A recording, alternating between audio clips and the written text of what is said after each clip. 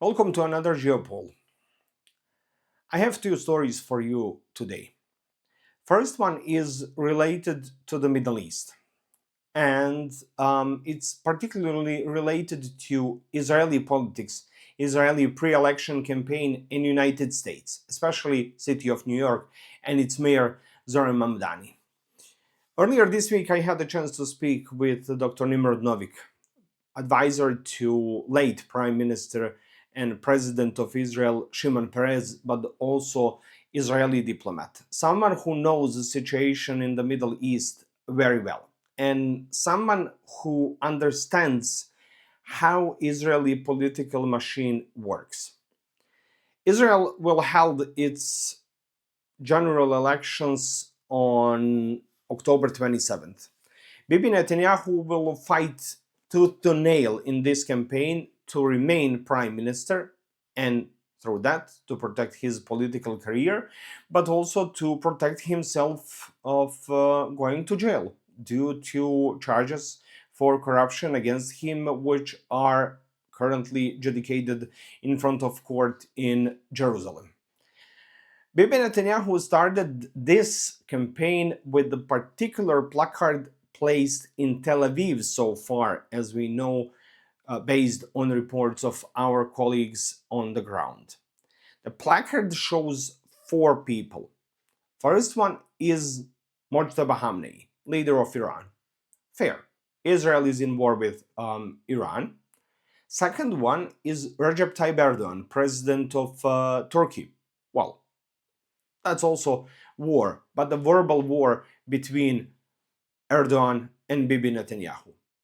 The third one is a Qassem Naim, who is the leader of Hezbollah in Lebanon. Fair enough. Israel is in war with Hezbollah in Lebanon, especially on the south of Lebanon. And the fourth one is Zohran Mamdani, mayor of New York. It was particularly interesting to me why Zohran Mamdani. What is the connection between mayor of New York and Israeli pre-election campaign? And I asked Dr. Novik about that. And he gave me very interesting reply to my question. In his opinion, Bibi Netanyahu is using Zohran Mamdani and his support to Gaza and Palestinians and the West Bank as a part of political dirty games to dehumanize and delegitimize 20% of Israeli electorate, Arab Israelis who are part of Israeli society and have a right to vote and have their representatives in Knesset in the past and could have them in the future if elections are held in a proper way. So Bibi Netanyahu wants to play games over their backs against the five opposition parties. Here is a part of Dr. Novik reply to my question. You know, time changes, and this is the mark of the time. Just in the last election cycle, the same Netanyahu had the same huge billboards across the country featuring something completely different. He called himself a leader of another league, and he was featured in huge posters with world leaders. At the time, Putin, um, um, India's Prime Minister Modi, and of course, President Trump. 4 years later, fast forward, and Putin is no longer the taste of the season, the favor of the season. Few Israelis really know Modi, and he cannot afford to present himself as endorsed by Trump because thus far, Trump is playing with the endorsement, holding it back. So, what does he do? He does not feature himself, but rather he features the leaders of the opposition as though they are in coalition with Israel's worst enemies. An awful approach in and of itself. But as you was puzzled correctly, why Mamdani, mayor of New York?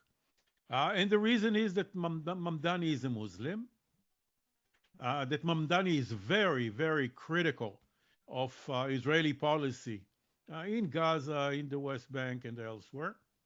And perhaps from Netanyahu's point of view, worst of all, Mamdani declared that if Netanyahu steps into New York, he will be arrested in compliance with the ICC, the International Court ruling, which of course is impossible and will never happen.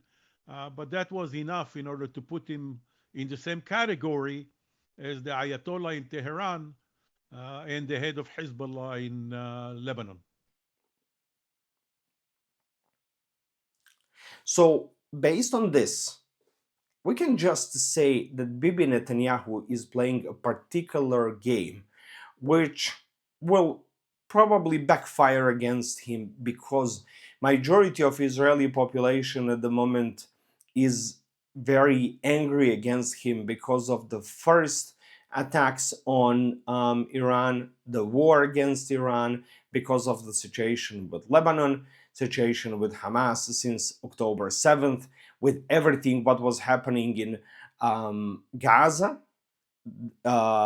Also, due to fact that Israelis outside of Israel are under attack because of Bibi Netanyahu, because many of them are equalized with Israel and Bibi Netanyahu at the moment, even if they don't support Bibi Netanyahu and his actions in Gaza or Lebanon or the West Bank or against Iran at the moment. And one other element which Dr. Novik also pointed out very precisely to me is that at the moment we have a formation of another military or political military alliance in the Middle East, and that's alliance between Saudi Arabia, Pakistan, and Turkey against Israel. Second story which I want to cover is related to justice, international justice. This week we heard from President of European Commission Ursula von der Leyen and a President of European Council António Costa. They expressed their support for ICC, International Crime Tribunal. In their view, ICC is necessary for international justice. They want to support the president of the court and also all prosecutors and judges in discharging of their duties at the ICC in The Hague in Netherlands. We also heard from Netherlands government and also from German government as part of their bilateral support to ICC. But let me take you back to the past, about 33 years ago. In 1993, when ICTY, Court for Former Yugoslavia, International Criminal Tribunal for Former Yugoslavia was formed, and when Tribunal for Rwanda was formed as two ad hoc tribunals of the United Nations, United States instigated formation of the ICC, the International Criminal Court.